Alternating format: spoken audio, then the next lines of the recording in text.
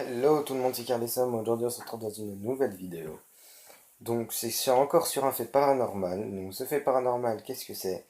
Ce fait paranormal est celui de Chucky. Vous savez le film où la poupée tue tout le monde avec un couteau. Vous croyez que cette histoire est un fake? Eh ben non, je vais vous le prouver. Maintenant. Panda, panda, panda, panda. I got broads in Atlanta. Just took the lean in the family. Credit cards and the scammers. Hitting the licks in the band. Legacies. Lors de son enfance, Robert Eugène Otto, peintre et auteur de renom, reçut une poupée bien étrange qu'il baptisa comme lui, Robert. Elle lui fut offerte en 1906 par un serviteur africain de la famille pratiquant le vaudou et la magie noire. L'histoire de cette poupée, qui détient une terrible réputation, a inspiré le film à succès Chucky, jeu d'enfant. Aujourd'hui, elle est exposée dans le musée Key West Martello et reçoit un très grand nombre de visites de la part des amateurs du paranormal. Le serviteur africain de la famille Otto était particulièrement mécontent du traitement qui lui était infligé. Il décida donc, dans une démarche de vengeance, d'offrir une poupée pas comme les autres au plus jeune fils de la famille, Robert Eugène Otto.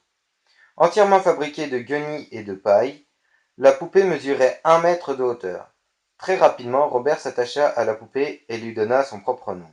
Au fil des jours, ils devinrent inséparables, si bien que Robert avait de très longues discussions avec sa poupée nuit et jour.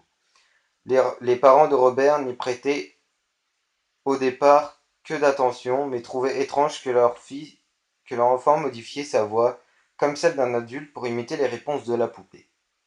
Un soir, les parents de Robert entendirent un véritable vacarme en prononçant de la chambre de leur jeune fils. Ils trouvèrent la pièce dans un désordre innommable. Les meubles étaient renversés et Robert pointa du doigt la poupée. Il dit: C'est Robert, dit-il. Ce n'est pas moi, c'est Robert.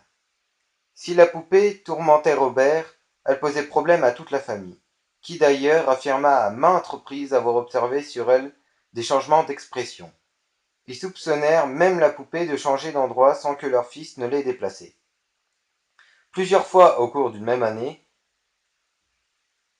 journée, les voisins de la famille Otto aperçurent la poupée regarder par les fenêtres alors que la maison était vide.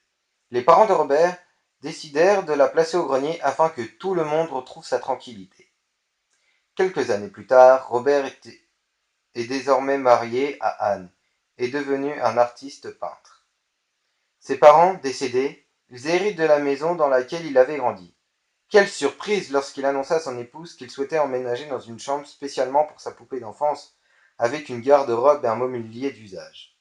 Les jours passèrent, et Robert annonça à sa femme que la poupée était fâchée car la chambre dans laquelle elle logeait ne possédait pas assez de fenêtres pour voir la rue. Pendant un temps, les enfants du quartier se rassemblaient devant la demeure du couple, pointant du doigt les fenêtres de la chambre de la poupée. Elle a bougé, regardez, je vous dis qu'elle a bougé, cria un jeune garçon.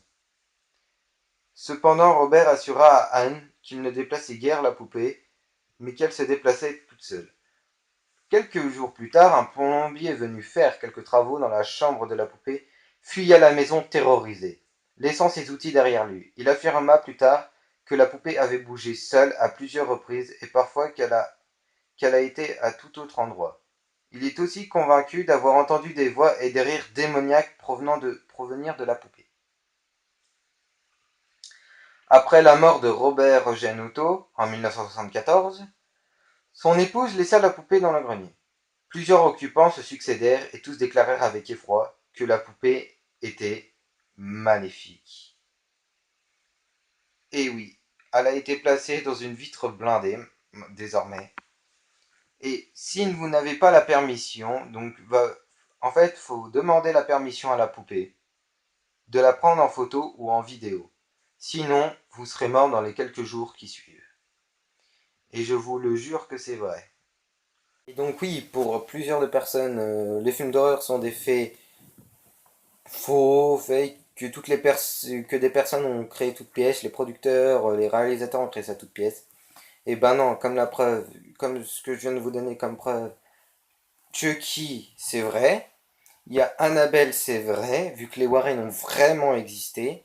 Il y a Exorciste d'Agatha ou d'Agathe, je sais plus trop quoi, qui a vraiment existé. Euh, Conjuring aussi, ça a vraiment existé. La colline à des yeux, ça a vraiment existé. Il y a Amityville, ça a vraiment existé.